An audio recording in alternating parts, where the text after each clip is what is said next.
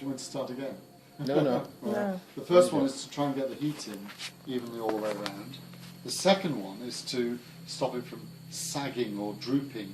In the trade, it's known as glass blowers droop, which is very unfortunate for glass blowers. See what I mean? Turn it over the other way. Back down it goes again. Story of my life. Now, the third reason for turning it around is to allow the glass to roll down on itself and create the blob, hence the glass blobbery. So you just keep on turning it round and building it up. This is going to be the back end of the cat. Can you see it getting fatter as I'm turning it round?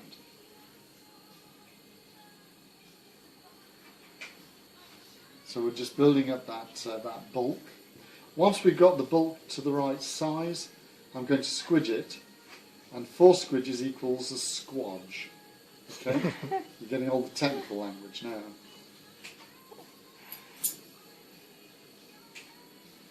And I didn't catch what you did, what your job was. I work in oil field too. Do you? All right, okay. I've just been listening to a story about the oil industry in Texas in the 1930s. Oh. Pretty amazing. In fact, what was the story?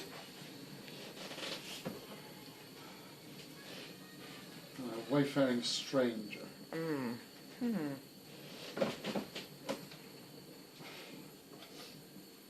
it was about these 2 Americans who I always get confused by legs.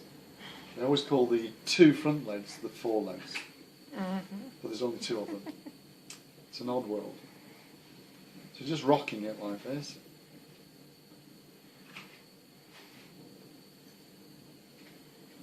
And pulling it out. My son did did his extended essay on predicting oil flows and usage when he was at uni. So just pushing that down, put it down a little bit. Now we're on to the back legs. I'm going to give it 2, because if I only gave him 1, he'd be hopping mad.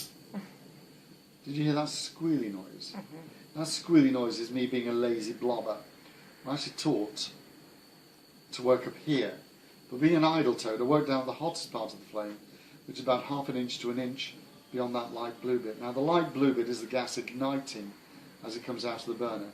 Inside the light blue bit is unburnt gas, and the unburnt gas brushes against the glass, causing that noise. I have had people going out saying, "Did you hear it cracking while he was working?" We're on to the back paws. It's about long enough for a pause, isn't it? You obviously didn't realise what an idiot you were going to see when you came in here. Let's bring this one here. And onto the other side. So I'm just going to heat up the bottom now. I normally start off at the back end, that way I can get to the bottom of it. And just squash that down like that. Would you like to see the tail going round, or would you like to see it going up? Up. Oh, Yeah. okay, yeah. Shows it's pleased to see you. So heating up the end of the rod here, playing the flame on the surface of the glass we're going to attach the rod to, and just join it on there. Stretch it out very slightly, very gently, heating up beyond where it's already molten, and we're going to make a kind of S shape. So can you see me stretching it? And then all the way up like that. And there we are. That's now become the handle. One of the problems with working glass is it's very hot. You can't actually hold the object. When you're designing things, you've got to think in terms of handles. So I'm going to use the tail as the handle, and that means that I'm going to be able to heat up this bit here. I don't know if you can see it, but the legs look as though they're coming out and straight down. I want the legs to look as though they're coming out from underneath. So we're going to heat this bit up here, we're going to drag it that way, and that'll give us the chest, the shoulders, and also make it look as though the legs are coming out from underneath. So now that glass doesn't, the heat's not conducted down the glass. No, glass is a supercooled liquid. So when you're looking through a window, it's a bit like looking through ice. The freezing temperature of this glass is round about 600 degrees centigrade. And here we are, we're just going to pull it forward. Now, because the molecules don't normally touch, there's that gap between them, the only way the heat is transferred is by jumping the gap between the molecules. As it makes the jump, it loses all its energy. So I can hold this in the flame for as long as I want without burning my fingers. There's more heat being radiated through the air around the glass than actually down through the glass. We're on to the, we've done the chest. It's a very proud cat. It's the sort of cat that very condescendingly allows you to sit in its chair. We're on the neck. At the top of the neck, he's just having his neck pulled. At the top of the neck, we're going to do the head. Have you heard people speaking Welsh? Not very much. Not very much, okay. Would you mind a Welsh lesson while you're here? This is very useful if you're driving around, okay? The Welsh word for head. The Welsh word for head is pen, and it's spelt P-E-N. So when you see a sign saying Pen-y-bont, that means head of the bridge. Pen-maen mawr, head of the big stone or high cliffs. Okay? Writers are very good. They always use their pen. Right, here we go. We're on to the face or the mask of the cat. Just going to pull it out a bit. Onto the nose. You've got to give it a nose, because if you don't, it's snot on. There we go. There's the nose. Now for the ears. So ears, the first one. I was told the old ones are the best. They just lied. And onto this side as well. Just pull it up. Right. There we are. Those are the ears. Now for the eyes, I'm going to give it 2, because if I gave him one, he'd be winking. Or worse still, he might be a cyclops. You don't get very many cyclops cats.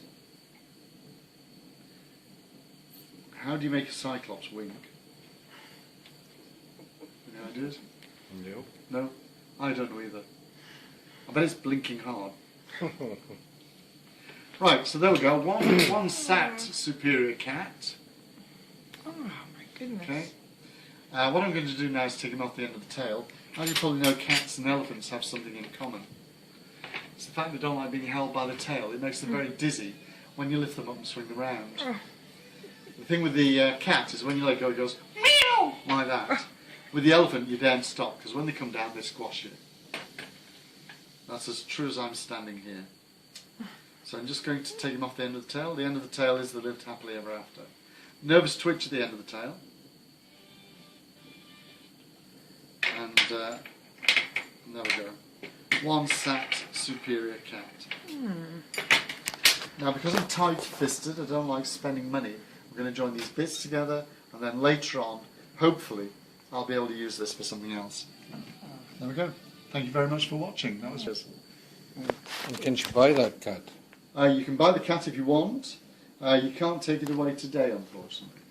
He's got to go in the kiln to be annealed to de-stress it. Do you remember me saying that the molecules don't touch? Because of the way I've been heating the glass up and moving it about, some of the molecules are touching. That's really bad news.